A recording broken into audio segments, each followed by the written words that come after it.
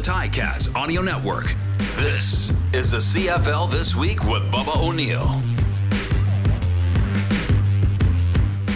This is the CFL This Week, the podcast where we go deep with the opinions on the topics of the day regarding the Canadian Football League. As always, I'm your host, Bubba O'Neil. This week, three fine fellas in their own right. Now, he is the podcast, I got to admit it, he's our favorite West Coast connection, the president of Football Canada, Jim Mullin. Howdy. For many years, he was one of the personalities that built that Sportsnet brand. He's now the voice of the Hamilton Tiger Cats. Say hello there, RJ Broadhead. Hello, everybody. You know, and few men in this country have the Canadian Football League covered from the inside and out like this individual from TSN. He's the insider, columnist, analyst, and now I hear that he might be a broadcaster in the football booth. I hear that, David Naylor. All right, guys, let's get right down to the business here. I think we all saw last night's game in Regina, the quality of that Rough Riders and Argonauts game. I'm going to call it suspect. I don't know what you guys think. You know, obviously there was COVID implications leading up to it. Was the CFL's one-game postponement. Was that good enough, RJ, or should they have just maybe rescheduled this game for another day? It's a good question, and it's a bit of a debate, and it depends who you ask, because Saskatchewan and every team but Toronto in the East Division not very happy that game took place. And on the flip side, Toronto and every other team in the West Division besides Saskatchewan is okay with it. But the Argos have had 2 bye weeks already. Their next one isn't until week 15. The Riders play that week. Logistically, it would have been very difficult. So I think this was probably the path of least resistance for the CFL to just do the one-day postponement. I mean, it worked out for the Argos, and maybe some teams in the West Division are pretty happy. But doing play-by-play for the Tiger Cats, I'm sure there were a lot of Ticats fans cheering for the Riders in that one, and they were short-staffed. They really didn't have much of a chance, despite the score being close. I mean, Jim, you had about 10 to 15 guys that really might have been in the game had it been any other weeks. I mean, you look at the quarterback. Had he ever thrown a pass in the CFL, Dave? I don't think so. I mean, and he's lining up at quarterback. Now, you could have asked questions about that, Fajardo with the knee and all that kind of stuff. But, Jim, I mean, yes, there was definitely an entertainment value of that game. But, I mean, from a competitive standpoint, Jim, what is Saskatchewan supposed to do here? Well, first of all, I think Dave reemphasizes my point that I said on social media last night, that perfection is boring in football sometimes. That was anything but perfect. Yeah, exactly. There were exciting moments. It was intriguing. Maybe for all the wrong reasons at times. Maybe because there were some very bad decisions made along the way and some poor execution. But I found myself riveted to watching that demolition derby of a football game. It's kind of what you expect kind of as you drift towards the dog days of August for football. You get a couple of those in the CFL in the summertime. As for scheduling this game, when they did, I was in support of it. I think that 24-hour window is something that is permissible. Look, the last thing that I want to see is what we saw in the NFL with the Denver Broncos and using a player who's not a quarterback, and that was not entertaining. Watching that particular NFL game with a guy behind center that last played as a sophomore at Wake Forest. So when it comes to rescheduling these games, I think the 24-hour window is okay.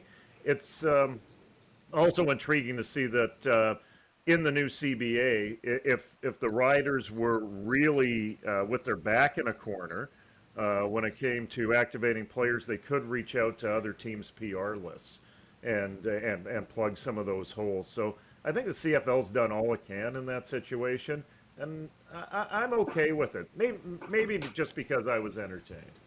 RJ, it was hilarious for me because I think the dynamics we're talking about arguably just about 2 weeks ago, that Stampeders and Blue Bombers game, one of the all-time games that we've seen in a regular season, and then you get this. I mean, for 2 different reasons. Well, yeah, you could talk about those games. You could talk about almost every game in the CFL this season. There's been an entertainment factor, and so many have come down to an opportunity very late in the game. When you look at the CFL statistics in those games that have been decided in the last 3 minutes, there's a boatload of them. So from an entertainment aspect, it's fun to watch. It, like Dave and Jim said, it's sometimes not the best football, but it does make for entertaining television or radio. Well, yeah, radio as well too. Absolutely. Jim, I'm sure you're pretty pleased with what you're seeing. I know you're evaluating the game at all levels. Yeah, I think one of the things that was the immediate improvement, at least at the pro level, I'm not sure if it applies at the amateur level for a whole other set of reasons, but moving the hash marks in. And I'm not even sure if coaches have fully taken advantage of that extra space and those sorts of matchups yet. I think as they, in some cases, grow with their personnel, I think Dave alluded to it. Keeping that same group, you can kind of expand the playbook and expand the possibilities. And also to echo, it's also nice seeing teams not digging out from inside their own 20 on a number of occasions. It's nice to see that positive field position that opens up more possibilities in the playbook. So the changes that have been applied rules-wise at the CFL have made an impact on the game. I don't think we've seen the full impact yet. I think as we get past Labor Day, we'll see offenses actually going up even a little bit more. Guys, we're talking about changes here, and I think the life of one Kahari Jones has changed tremendously over the last month, preparing for games as a head coach of the Montreal Alouettes, and now he's brought in as a consultant of some sort with the Tiger Cats, and their 1-4 record and what they're dealing with there. I know there was a lot of talk about why would you bring in a guy like this. I know the head coach said more to the liking of his line, whether it was Coach O's line of adding value to value. And there is something to be said about that. RJ, you're smiling at this. Do you see it as, it is obviously a valuable guy that gets added to the organization. Do you see anything beyond this, as many people do? Well, first of all, I love Coach O, and he just has a way of staying positive, but explaining things. Adding value to value makes sense. I think it's a great move for Hamilton. I'm not looking beyond Kahari Jones. I know there's been some talk that maybe he'll be the next offensive coordinator. I think having both Kahari and Tommy Condell, two brilliant offensive minds in the CFL, it can only end up being a positive. And we all know that the Hamilton offense has been extremely inconsistent so far this season. They play Montreal 3 times this year, including 2 of their next 4 games. So that could pay huge dividends in that East Division where wins are very difficult to come by, it appears. So if Hamilton can somehow sweep Montreal, we'll know by Thursday. That's the next meeting against Montreal. So Kahari Jones won't only help the offense, certainly he's going to help the Hamilton defense going into that game against the Alouettes. I love the hire. I think it's brilliant for the Tiger Cats to bring him in, and it can only be positive things. So Coach O saying adding value to value is perfect. Well said, RJ.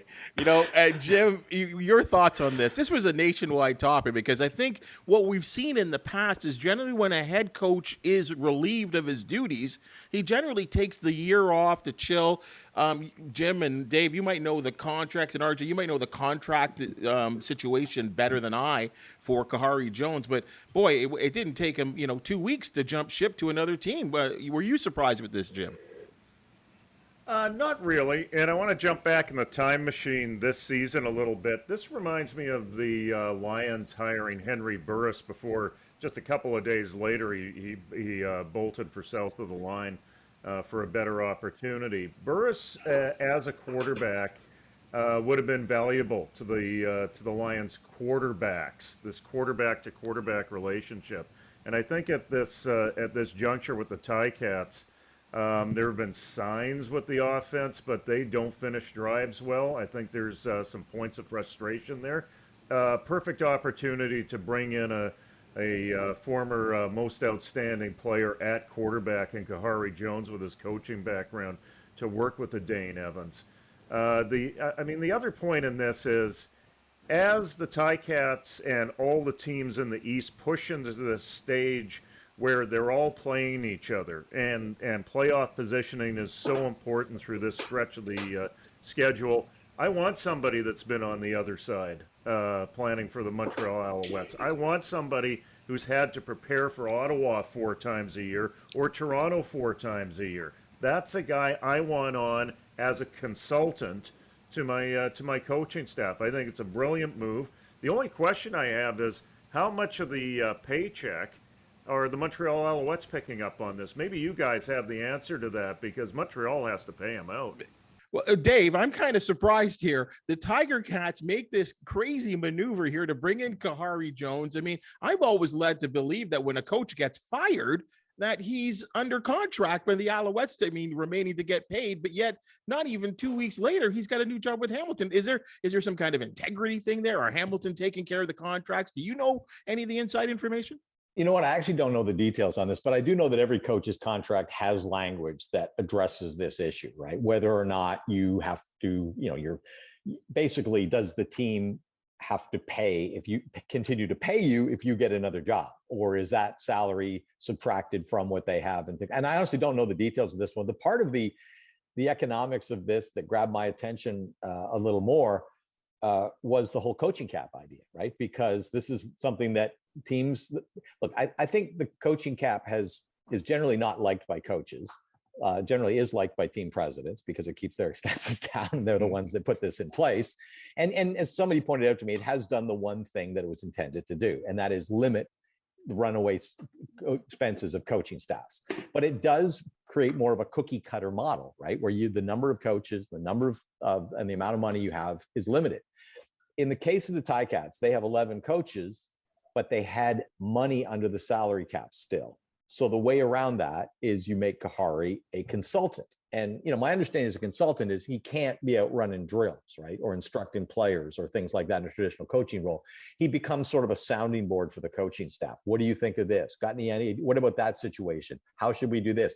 And besides the obvious point that Kahari Jones knows the Montreal Alouettes personnel inside out better than anybody, and the Ticats face 3 of their next 8 games against Montreal, he also has gone to school on the Argonauts and the Red Blacks, trying to find out where they're most vulnerable. Where does he see weakness in them? Those are things that he can share. And frankly, he might even have some ideas about weaknesses in the Ticats, because of course he would have looked at that from the other side of the fence and could tell his staff where he thinks they might need to shore up, because he viewed it from an opponent's perspective. So I think there's loads here for the Ticats.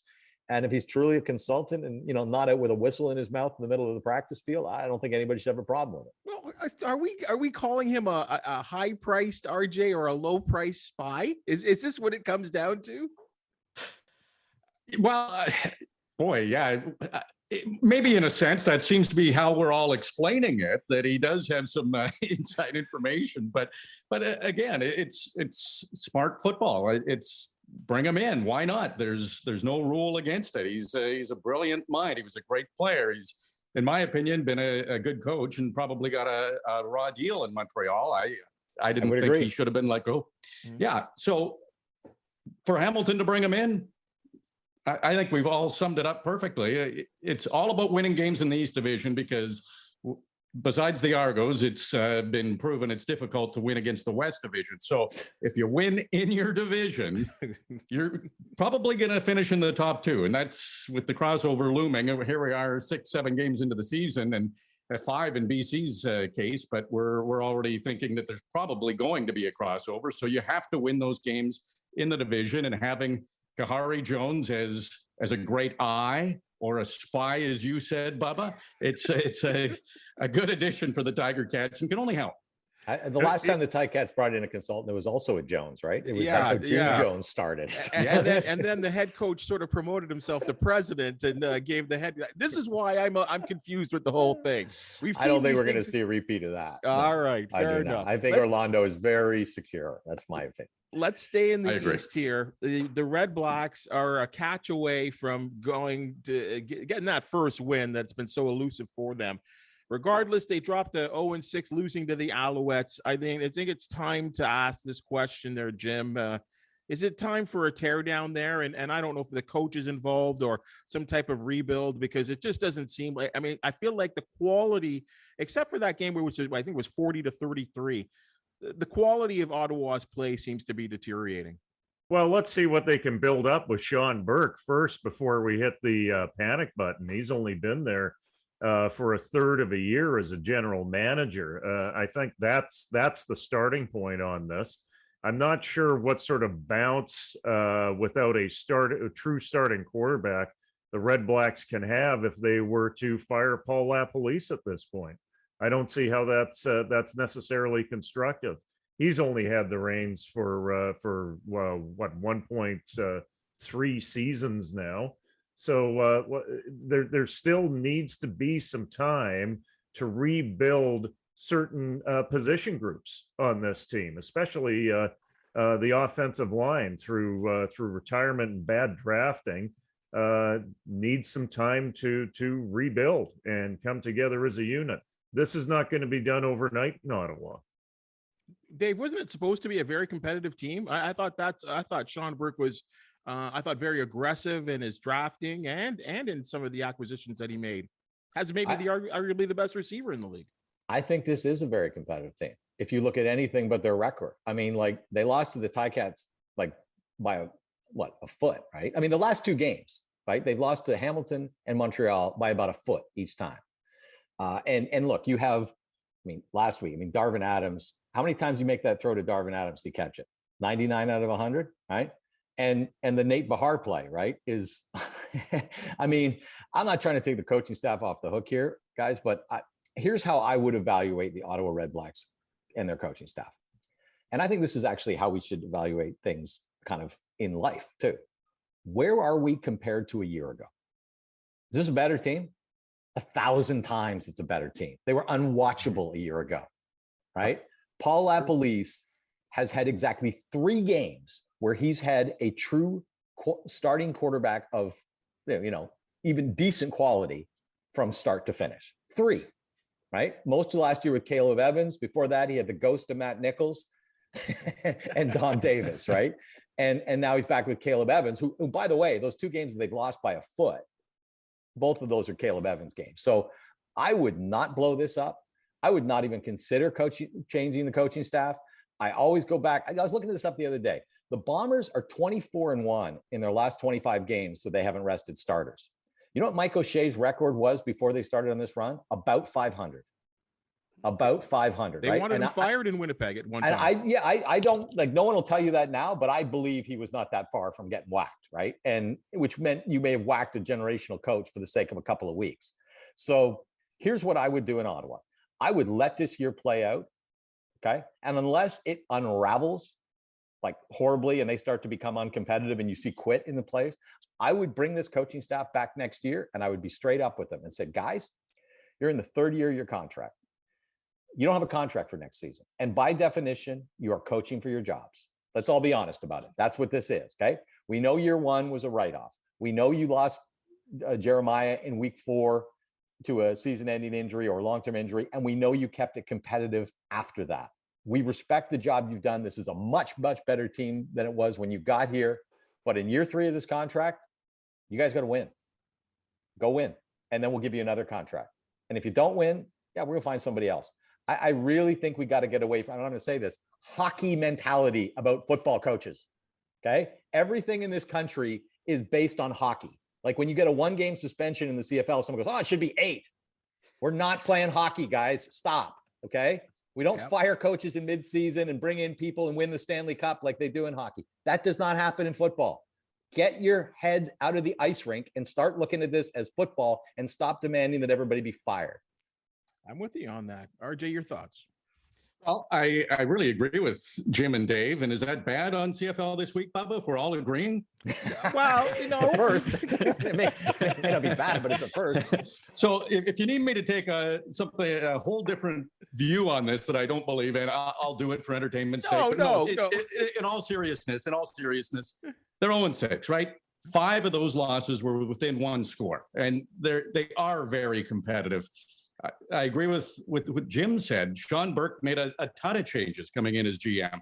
You can't make all the changes in one season. So keep everybody together. They go back to that Hamilton game. Like, think how this conversation would be reversed if Ottawa had gained another yard on that Lewis Ward potential game-winning field goal. Now we'd be having the conversation about the Tiger Cats being winless, and do they blow it up? Exactly, RJ. If that goes a foot further, and if Darvin Adams catches the ball, Ottawa is now a surging team. That's two plays that don't have anything to do with coaching, right? Like, that's just execution. And yes, and I think we got to be realistic about that. Like, what in a loss is coaching, and what in a loss is, a failed execution of a play. And in those cases, but I hate to use the hockey term. No, you can't fire the team. Like, your record is your record, is it not? I mean, at some point, and I've gotten to know Paul Eppley. I think he's one of the. I mean, I think we all have. He's one of the nicest guys in the Canadian Football League. Just a stand-up fella. But unfortunately, his coaching record, I believe, is somewhere in the range of 18-44. It's not getting it done. So as a general manager, I just feel like at some point, something's got to get done. Nice guys sometimes finish last. I hate saying that. And I'm not saying that's RJ. Sorry. I'm not saying that's him, but we have seen these situations in all sports, actually. They weren't a good team last year, so that record is maybe a little bit unfair for Paul Appelese. They didn't have the personnel. They tried to piece things together. They are a better team, but there is something in sports. It's a unquantifiable statistic, really, is learning how to win. And we see it with Winnipeg. They should have some losses this year, but they need to find a way to win. They don't want that. Don't know how. But that's the problem with Ottawa right now. They're stuck in that losing mode, and they just need to figure out how to finish these games and win games. They're very close. They're right there, but there is something to that. How you see it in those two teams, even the first two games of the season. Ottawa could have easily beaten the Blue Bombers, but Winnipeg found a way to pull those ones out. So once Ottawa figures that out, more wins will come. But the record doesn't look good, but they are competitive. Well, let's not fool ourselves here, though. The Ottawa Red Blacks are not the 2011 BC Lions.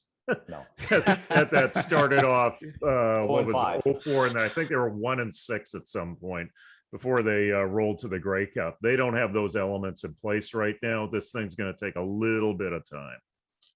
Guys, Ottawa's got arguably one of the best receivers in the league in Jalen Acklin.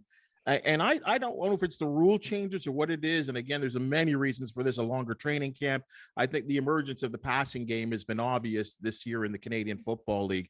So these receivers are all over the league Greg Ellingson, just fantastic there, Jim. Best receiver in the game right now. If you had to pick one on your team, who would you pick? I'm going to cop out, and I'm going to pick three that are at different stages of their careers.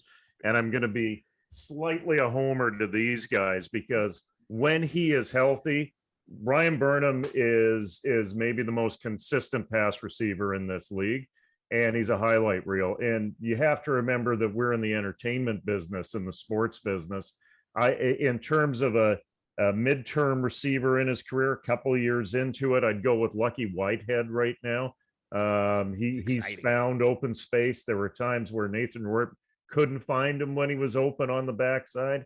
In that game against the Ticats, when he's rolling, he's fantastic. And the guy in my mind that has the most upside and the most potential and has been the most reliable receiver on a pop gun offense so far is Curly Gittens Jr. He reminds me of David Onyemata, actually, even though they're in two totally different positions.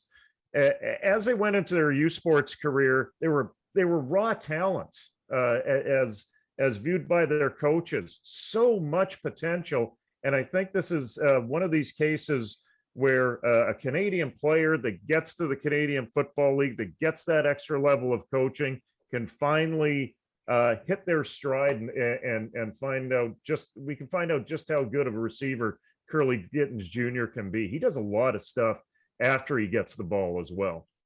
Love that pick. I mean, as a guy that called Marauders games for a little while and still continued to do, it was obvious. Kind of like Nathan Rourke to me when I saw him at the high school level. There was obvious, it was obvious how much better this guy was, Curly Gittins was with the with the Laurier, than anybody else. Like, it was obvious. So that's a great call there to pull one out there that's less than the obvious. RJ, who do you like? You've seen everyone in the league now. Oh, yeah. And I think it's a good question, because when I thought about it, I figured, I'll have a couple of guys, but there's a pretty long list. And statistically, you can't argue with what Dalton Schoen has done. He's come in, he's pretty much top 10 in every receiving category. I have to be a bit of a homer too for Braylon Addison, number 2 in receptions. He did play through an injury, so he had a couple of games there where the numbers weren't great, but he's fearless. He seems to be healthy again, and they use him as a running back. He has the Ticats' only rush of over 20 yards this season, so he's a versatile guy. But I'm going to pick Eugene Lewis, and the reason being, I've talked to a lot of the Tiger Cats defensive backs in practice and in training camp, and without being provoked on who the tough receivers are, many of them would mention Eugene Lewis as one of the guys that they really have to key on. So maybe his statistics are fine, but he's not leading in any major categories. But when his opponents are saying he's very dangerous, I'm going to go with Eugene Lewis. Dave, who do you got? I'm looking at the list of the top receivers in the CFL right now, and I think there's not a lot to separate a whole bunch of guys here. I think Greg Ellingson has looked like the best receiver in the league most weeks. I think Jalen Acklin is maybe the best deep threat in the league right now. And Kenny Lawler, I think it's still Kenny Lawler. He's just on a team where he's a little bit challenged, compared to a year ago where they had matchup problems because they were just so much deeper and they could run the ball and all those kind of things. So, all three of those guys, but I'll tell you, the guy I want to talk about a little bit is Dalton Schoen. And I'll tell you, he grabbed my attention very early this year. Like, who's that? I looked a little bit about his career at Kansas State, found out he has one of the biggest yards per catch averages in Kansas State history.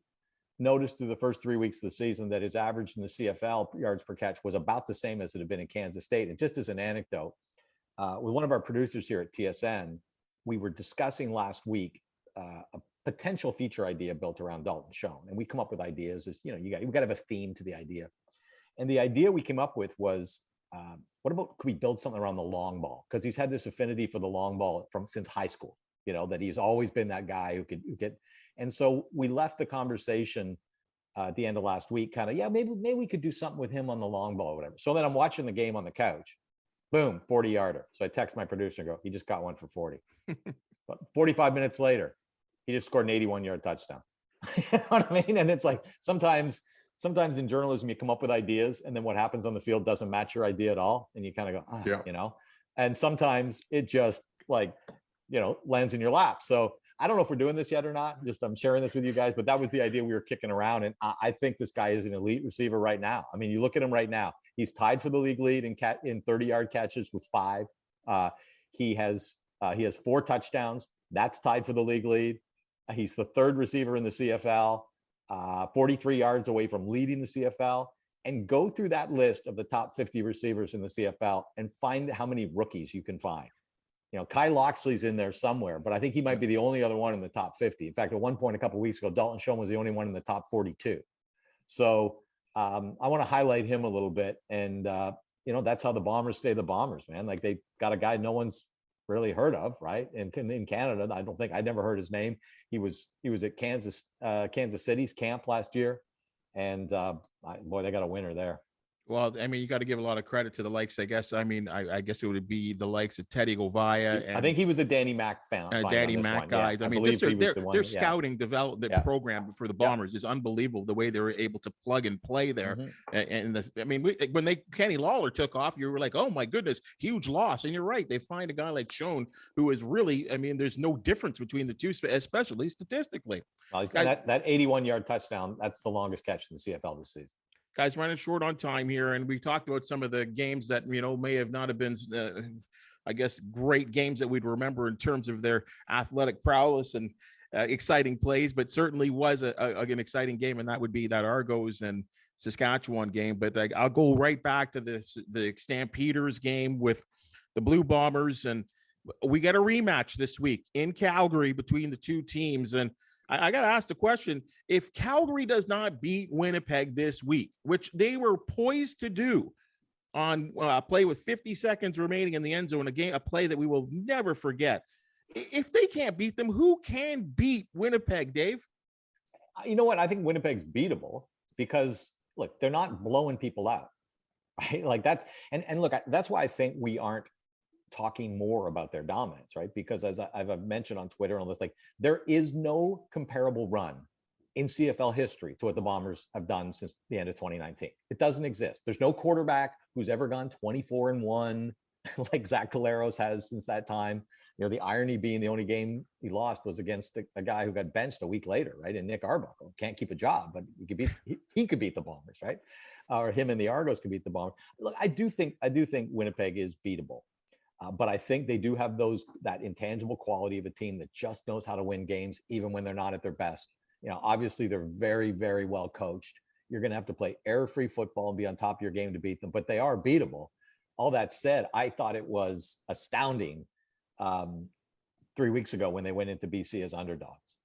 And like, I honestly, somebody I know who loves to bet football, you know, I just sent them a one-line note and I said, Winnipeg is 22-1 in their last 23 games that they've played everybody. They should not be an underdog. And the guy thanked me the next day. Jim, you saw, I'm sure you saw that game. I mean, because there was a real good feeling about BC undefeated. Rourke was at the top of his game at 80% completion percentage of the ball. I don't think he had thrown an interception to that point. And the Bombers taught the Lions a lesson and just kind of announced to the league that, hey, we're still the champs, two-time defending champs at that. Well, I think the one thing that knocked me out about that game is the way that the Bombers could prepare basically with one practice day between games and reset their defense with a three-man front. And then it took the Lions offense a bit of time to adjust. But the Lions really lost that game based on special teams and defense.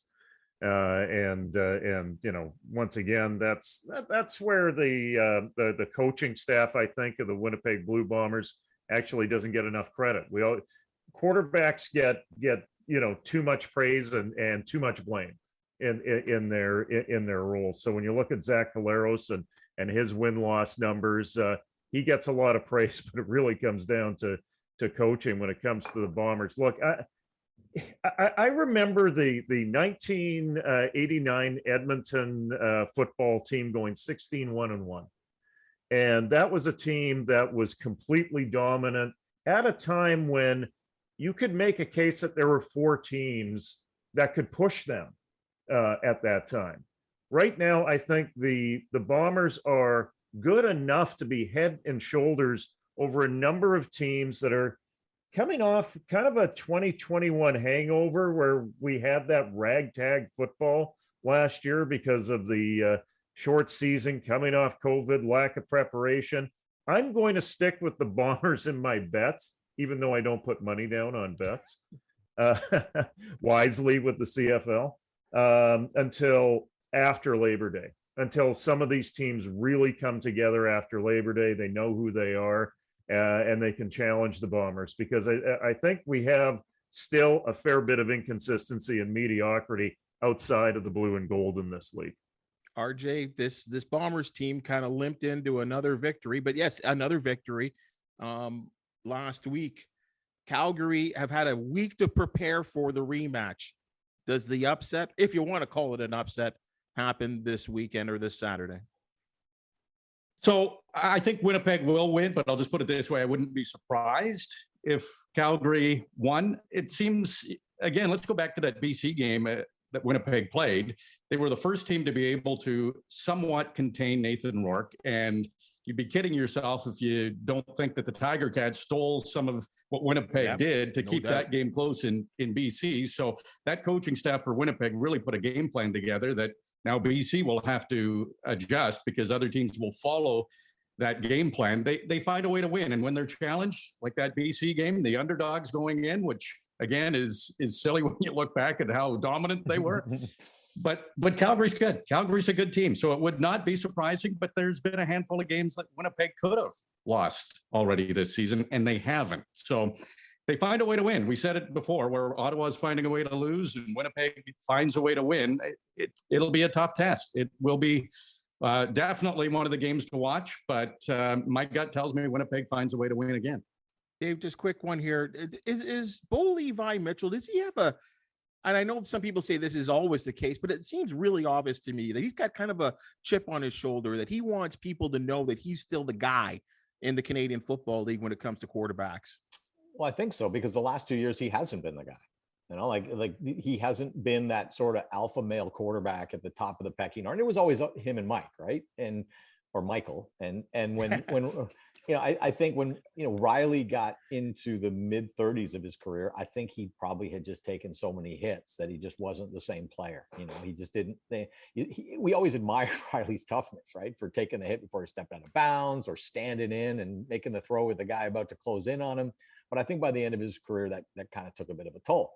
And Bo, you know, it wasn't the accumulation, but he did have some injuries that he never overcame, and for a long time. It's particularly to do with the shoulder, right? And that's, you even heard the whispers of retirement and things like that. So, yeah, I do think there's that. And you know, and Bo, when it was after the 18 season, I guess, when he came up for free agency, and I remember talking to him at that time after he'd re-signed in Calgary. You know, he had contracts offered to him by the Colts, the Broncos, and the Vikings. And of course, in each of those situations, they saw him as a backup. They never saw a future of him starting for the team. And Bo, being wired the way he is, when he'd have those conversations with the team, and it was like, yeah, we want you to help our starter prepare. You know, what? You know, like that is not Bo Levi. He is not there to help the starter prepare. They basically told him, you know, at least some of those circumstances, that they didn't ever see him play, that it was more of a development role and supporting being a reserve role and supporting their starter. And that's not Bo. So the other thing he was really kind of, I think, interested in at that time was he had been so healthy in his career at that time and had so much success that the Anthony Calvillo all-time pro football passing record was in his sights. And he wanted that.